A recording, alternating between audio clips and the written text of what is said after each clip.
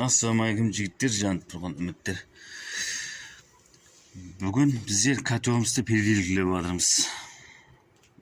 Өзім котелымды екіге бөліп тастадым. Жарысы мыняқта, жарысы мыняқта. Бұрын екі қатар перемешкімен тұрған екен. 30 санты қосылды. Өткен жылы 500 куб лимитіміз 21-22 күнге жетіп тұрып еді. Өткен жыл 600 сом еді, биыл 1000 сомнан болып жатырыпты. Сол 500 куб лимитімізді үнемдеу мақсатында котелді переделкілеп жатырмыз. Қазақстанда лимит жоқ дейді, класстың балдары, бір классын көшіп кеткен балдар бар еді. Айна 13 мың, 12 мың теңге салсақ арқайын жетеді дейді. Өзбекстанда лимит. Алдын жамадым. Мына енді үстінен қайттан кигізіп, үстіне де автоматты түрде 30-ға 30 лист қосылады енді бұғанам.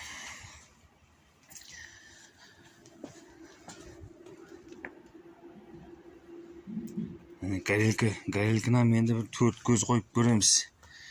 4 көз ба, 5 көз ба енді қызу керек. 10 көзді аптастаймыз. Оданам үнемдеу керек.